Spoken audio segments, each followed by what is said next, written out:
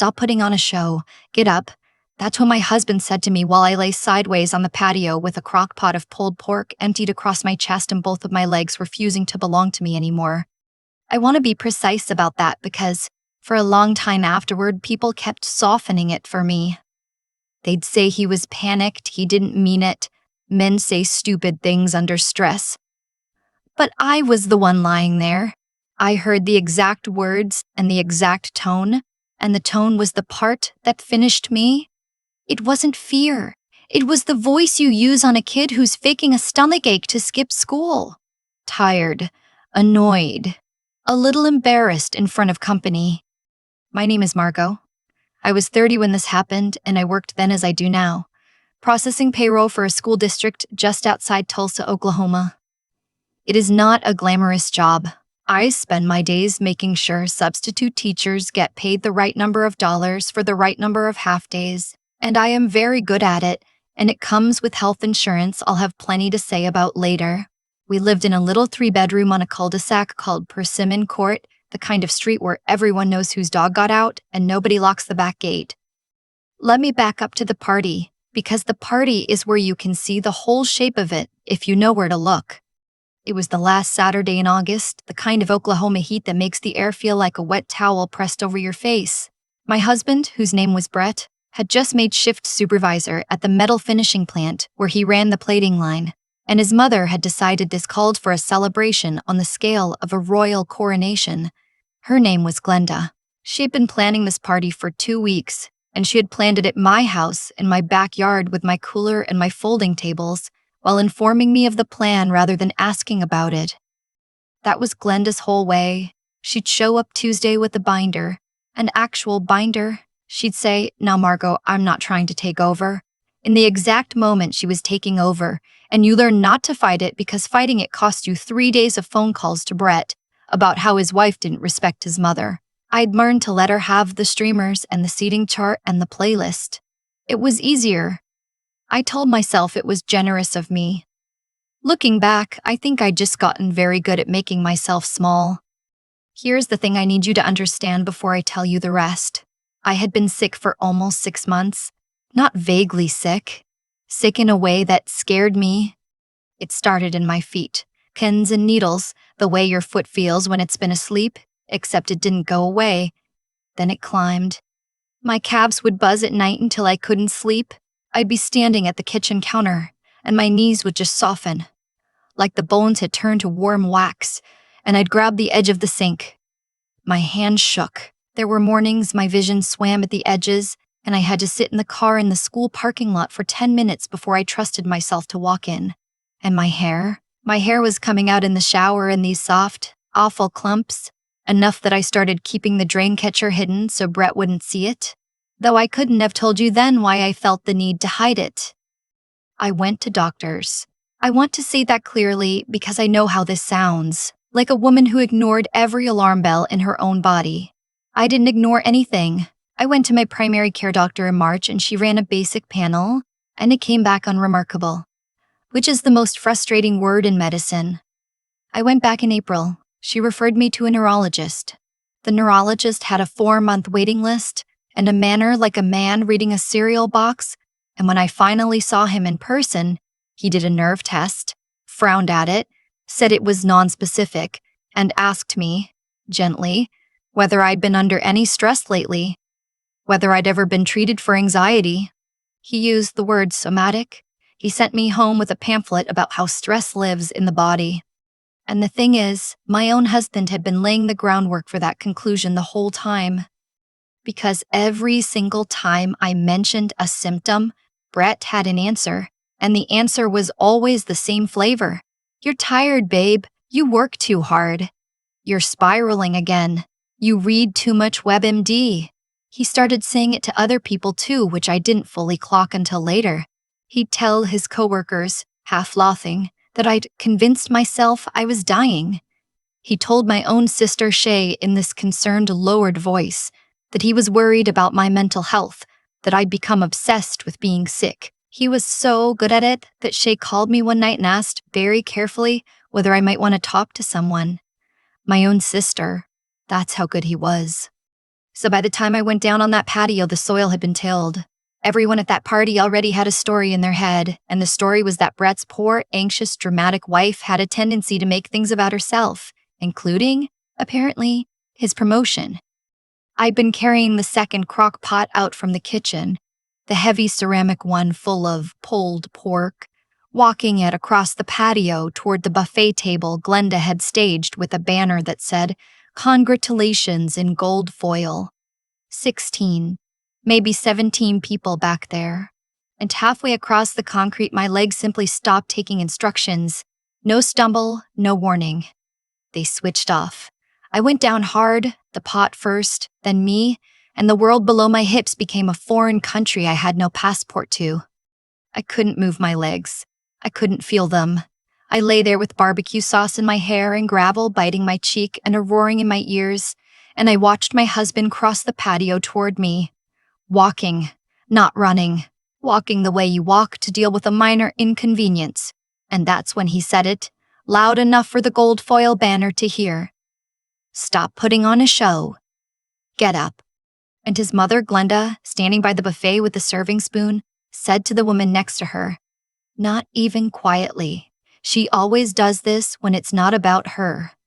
Somebody had the sense to call 911.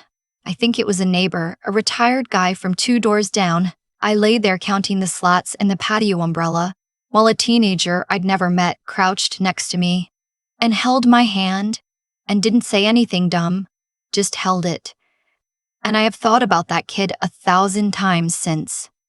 The paramedics came in about 9 minutes. There were 2 of them, and the one who took charge was a woman, maybe 50. Grayed buzz cut, 4 arms like she split her own firewood. Her name was Inez. I only know that because she told me later, in the part of the story where she became one of the most important people I'll ever meet without ever meaning to. Inez ran her assessment, calm and quick, and the whole time Brett hovered over her shoulder narrating. He had a whole speech ready. He told her I had anxiety, that I'd been having these episodes, that I had a neurologist who said it was psychosomatic, that I got worked up at family events. He said it smoothly. He said it the way you'd recite your own address, and he kept saying it, even when Inez asked him twice to step back so she could work. I didn't understand then why she kept glancing at him. I do now. 14 years on an ambulance teaches you what a frightened husband looks like, and a frightened husband does not stand with his arms crossed, delivering a tidy medical history.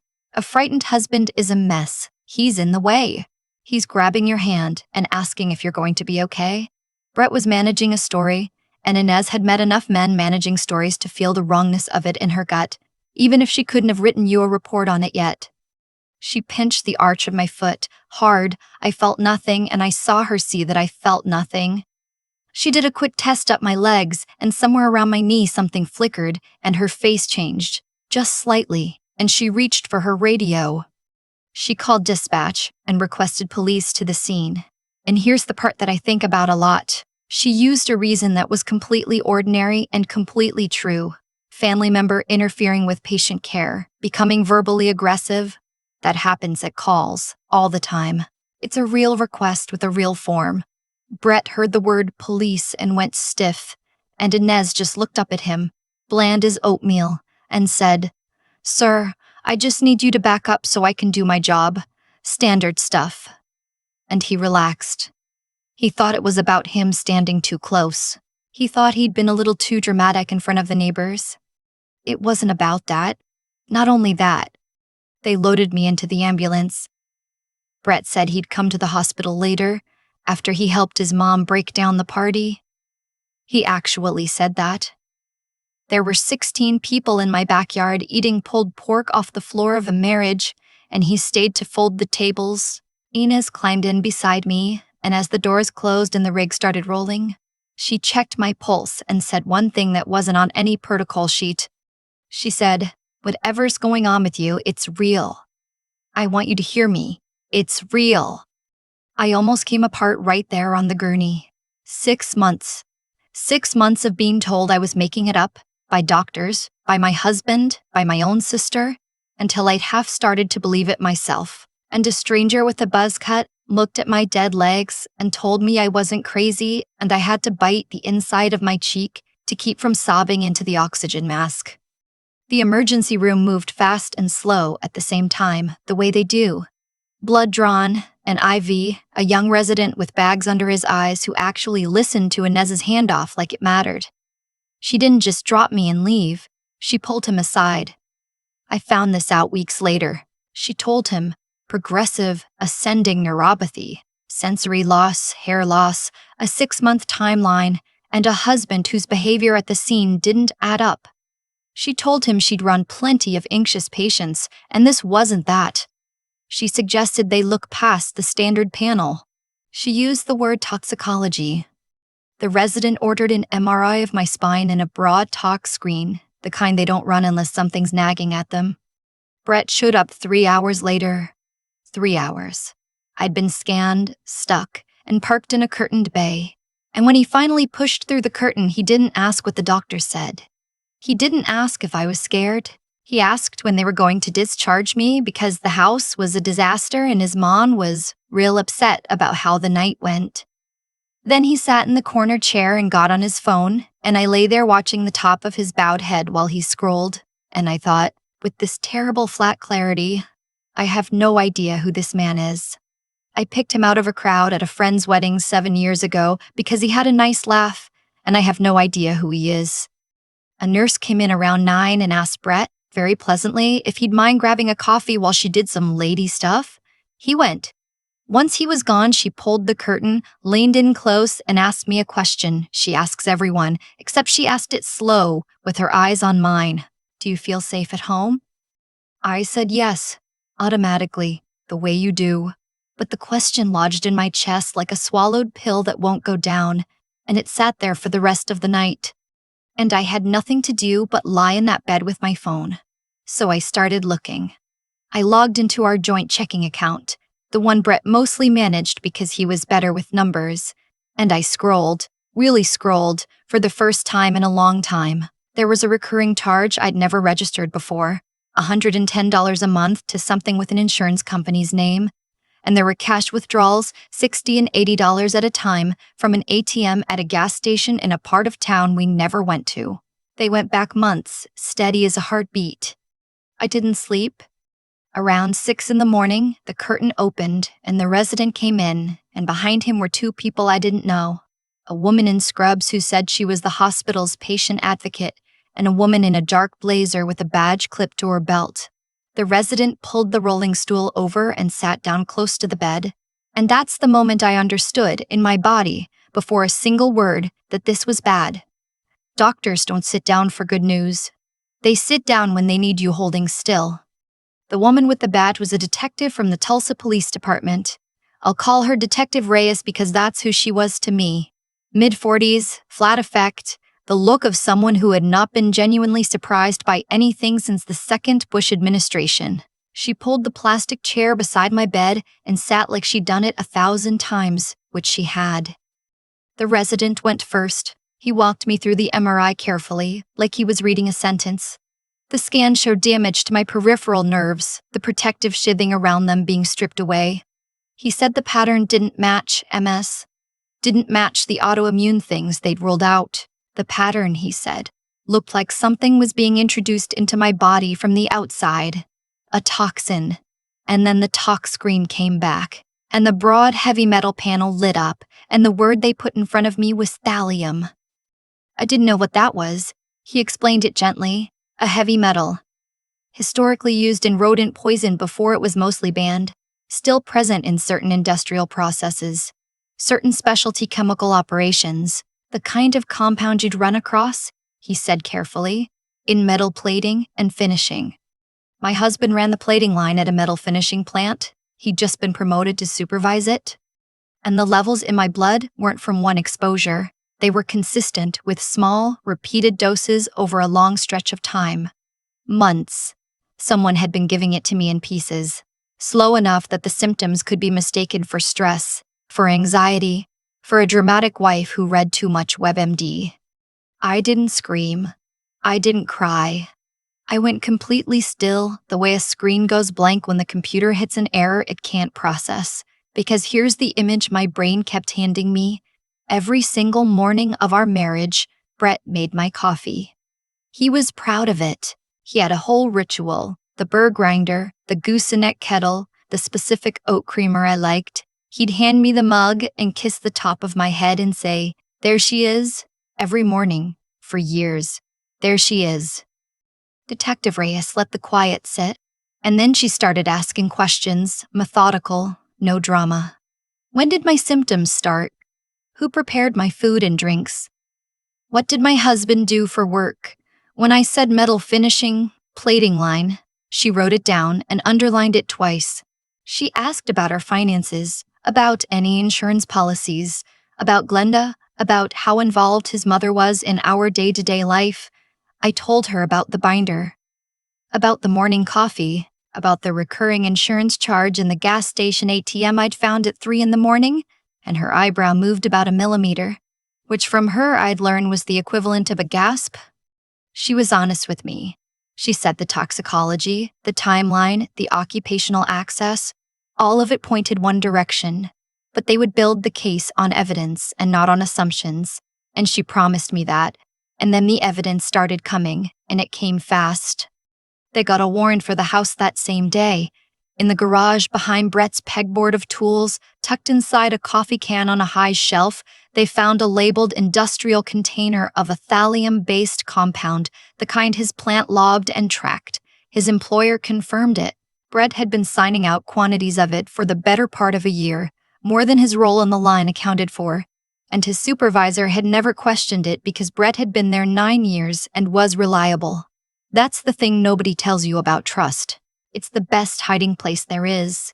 Nobody audits the guy who's never given them a reason to. Then the financial people went to work, and that's when it stopped being a poisoning and became a plan. That recurring charge I'd found was a life insurance policy on me. $400,000, taken out 8 months earlier, the no medical exam kind you can buy online by checking a box, which is exactly why he chose it. My signature on the application was forged. He'd gotten my middle initial wrong, which is the detail that I find almost funny now, in a sick way. 9 years of marriage, and he didn't know my middle name was Lenore. The ATM withdrawals traced to a separate checking account in his name only, opened a year prior with a little over $11,000 in it, and the gas station with the ATM was 2 blocks from an apartment complex where Brett had signed a 6-month lease on a 1-bedroom under his own name 5 months earlier. A coworker's name was on a few of the deliveries to that address. A woman from his plant. I'll just say her name was Brenna and leave it there because she turned out to be a footnote. A woman he was assembling a future with the way you'd shop for a couch. And then Detective Reyes told me the part I have never fully gotten over. In a folder on that second account in his email, the investigators found a quote request. He'd contacted a funeral home. He'd priced cremation. 8 months before I collapsed on that patio, my husband had gone online to find out what it would cost to dispose of my body, and he'd done it on a Tuesday, probably while I was at work processing some substitute teacher's mileage reimbursement, and then he'd come home and ground the coffee beans and handed me a mug and said, "There she is." My sister Shay got to the hospital that evening. She'd driven 3 hours from Oklahoma City the second I called her and told her what they'd found, and she came through the door already crying, and the first thing she did was grab my hand and say she was sorry over and over. Sorry for the phone call about my mental health. Sorry she believed him. Sorry she hadn't seen it. I told her to stop. He fooled everyone, I said. He fooled me, and I was the one drinking the coffee. They arrested Brett the next morning at the house. Detective Reyes told me about it afterward. The way you might tell a story to a friend. Because by then we'd become something close to friends. She said the planners almost always go quiet. It's the innocent ones who yell. Brett said, exactly 4 words during the arrest. "I want a lawyer." Not, "I didn't do anything." Not, "This is insane." Just, "I want a lawyer," the way a man reaches for the life jacket when the boat is already underwater and he knows it. Glenda was a different story. They picked her up the same morning, 11 minutes later, at her tidy house with the flag on the porch and the lawn she was so proud of, and Glenda did not go quiet. Glenda screamed. She told the officers there'd been a mistake, that her boy would never, that I had always been jealous and unstable and out to ruin their family. A neighbor watering her petunias at 6 in the morning saw the whole thing. The same neighbor Glenda had spent a decade bragging to about her wonderful, devoted son. And here's where it turned from a crime into something older and colder. Because when they pulled the thread on Glenda, they found that her husband Brett's father, a man named Dale, had died 12 years earlier. He'd had a long, strange decline before he passed. Tingling in his hands, fatigue, weakness that climbed his body. His hair had thinned. The doctors at the time had chased a dozen diagnoses and landed on none. And when he died at 53, no one ran a heavy metal panel. Because why would they? He was a middle-aged man with a quiet life and a devoted wife who brought him his coffee every morning. The death was ruled undetermined, leaning natural. The file was closed. Nobody looked twice. There was a life insurance payout. Glenda redid her kitchen. Detective Reyes told me the district attorney had authorized reopening it. A forensic toxicologist was reviewing Dale's old medical records, and there was talk of exhumation. She was careful with me. She said this didn't prove Glenda killed her husband, but the pattern was right there.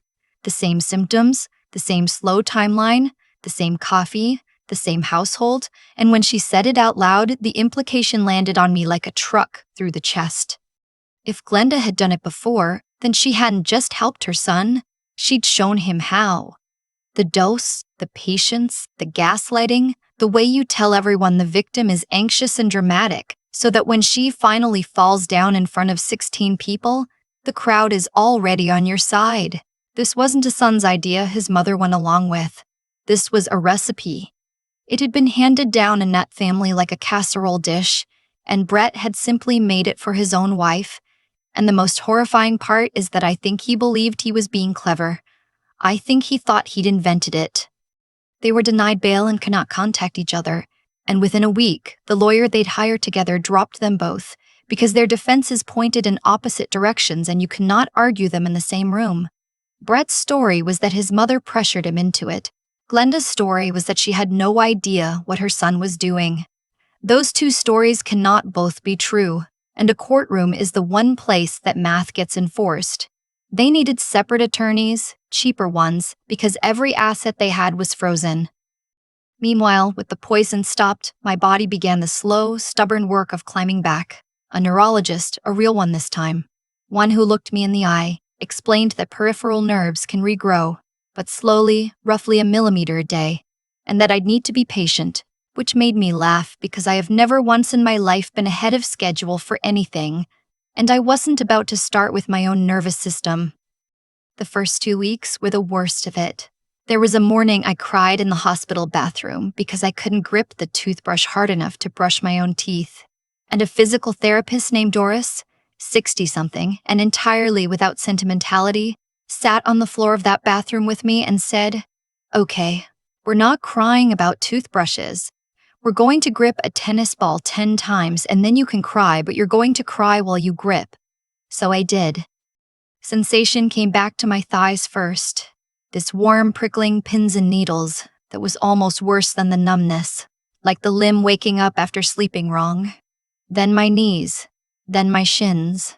After about 3 weeks, holding the rail with Shay crying beside me, the good kind of crying this time, I stood up in the hospital hallway and took 4 steps. 4 steps does not sound like anything. But the last time I'd been on my own 2 feet, I'd been folding down onto a hot patio while my husband told me to quit putting on a show. 4 steps felt like breaking a tape at the end of a marathon I never agreed to run. I kept going. 5 the next day, 12 the day after. The length of the hallway by the end of the week. My left leg stayed weaker than the right, and it still does, a little. When I'm tired, a small drag I notice, and nobody else does, but they hold me up, and nobody stands over them telling them to stop faking it. The legal side moved faster than I expected, and I learned more about Oklahoma law than I ever wanted to. Brett was charged with attempted first-degree murder, forgery, and insurance fraud. His own employer, terrified of being named anywhere near a poisoning, handed over 2 years of sign-out logs before the ink was dry on the subpoena. Corporations cooperate with breathtaking speed when the alternative is a headline. Glenda was charged as an accessory, with the Dale investigation hanging over her like weather. The $400,000 policy was voided. The forged signature was its own felony. And the divorce attorney Shay found me explain something I hadn't known. When a spouse commits a violent felony against you, the court does not split the marital property down the middle like a normal divorce. It splits it toward you. There's a principle, an old one, that a person should not profit from their crime against their partner, and the judge applied it with what I can only describe as enthusiasm. The house was mine. The savings were mine. The $11,000 in his secret account, the account he'd been building to fund his life with Brenna, that was mine too. All told, after everything settled and the house sold, it came to about $246,000, and every dollar of it was mine, free and clear. I sold the house on Persimmon Court. I couldn't live on a street where I'd gone face down on the concrete while 16 people decided I was being dramatic. I bought a small place on the other side of Tulsa, a one-bedroom with good afternoon light and a galley kitchen just big enough for one person to make her own coffee, which I now do every morning with the cheap drip machine I bought myself, and some mornings I skip it entirely just because I can, just to feel the freedom of choosing. I went back to work at the district. Same desk, same substitute teacher mileage reimbursements, same fluorescent hum. My coworkers were careful with me for a while, and then, mercifully, they stopped being careful, and we went back to complaining about the printer. And about 2 months after I moved in, I went to the shelter, the way you do when you're a woman living alone, and your sister keeps saying the word company in a pointed tone. I wasn't going to get anything. I told myself I was just looking. There was a cat in the back, an older gray tabby missing his left front leg, an old injury healed long before the shelter got him. He was unbothered by the missing leg. He sat in the corner of the kennel looking at me like I was the one who needed assessing, and I put my fingers through the bars and he leaned into them. And that was that. I named him Counsel. I know.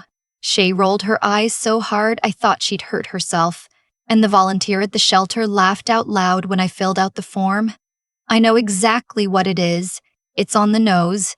It's the kind of name that makes people shake their heads. I do not care even a little.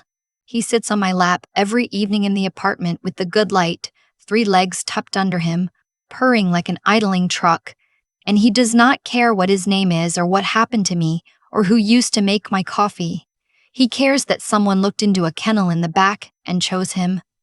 I think about Inez sometimes, the paramedic with the buzz cut, and how the entire rest of my life turned on a stranger trusting her own gut for the 4 seconds it took to key a radio. I tracked her down through the ambulance company and sent her a card. I didn't know what to write, so I just wrote that she was right, that it was real, and that I was walking now. She never wrote back, and I didn't need her to. Here's the only wisdom I've got, and you can take it or leave it.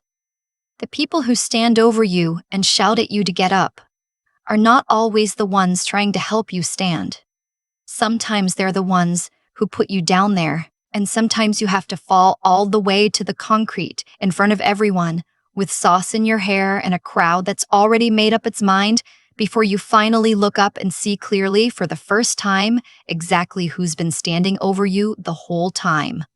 Some mornings, I sit with my cheap drip coffee and trace the whole thing backward, link by link, the way you follow a crack in a windshield to find the exact spot the stone hit.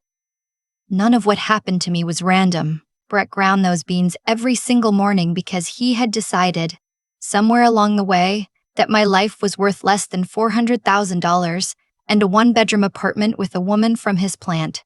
Glenda planted the word dramatic in every ear she could reach because she'd done this before, with Dale, and she knew that a crowd already convinced you're an attention seeker won't look too hard when you fall. Cause and effect. Every cruelty had a reason, and every reason had a payoff someone was counting on. The terrible comfort in that is realizing none of it was my fault. I didn't imagine my symptoms. I wasn't weak. I was being acted upon by people who had decided to do a wicked thing and dress it up as my own fragility.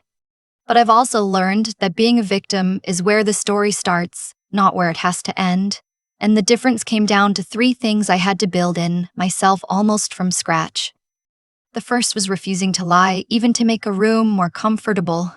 When that nurse asked if I felt safe at home, I almost said yes and meant it because telling the truth would have made everyone's evening harder, including mine. The cost of constant smallness, of always choosing the easy piece, was that I trained myself out of honesty. Inez modeled the opposite. She told a hard truth to a stranger on a gurney because it was true, and it saved my life. I try to be that person now. The one who says the real thing even when the room would rather I didn't. The second was learning to actually look at the evidence in front of me instead of the story I'd been handed. For months, I had bank statements I never read, a husband I never questioned, a body screaming facts I kept explaining away. The night I finally scrolled through that account at 3 in the morning, I wasn't braver than before. I was just finally willing to see. Clear seeing is a skill, not a gift, and I had let mine go soft from years of looking away. And the third was the plain, unglamorous grit of gripping a tennis ball while crying on a bathroom floor with Doris not letting me quit. Healing wasn't a single brave moment. It was 4 steps, then 5, then 12, a millimeter of nerve a day, choosing the hard repetition when nobody would have blamed me for staying down. I named my 3-legged counsel, and I let people roll their eyes. He chose to lean into my hand, and I chose to keep standing. That's the whole thing, really. They put me on the ground. Standing back up was the one part that was always going to be mine.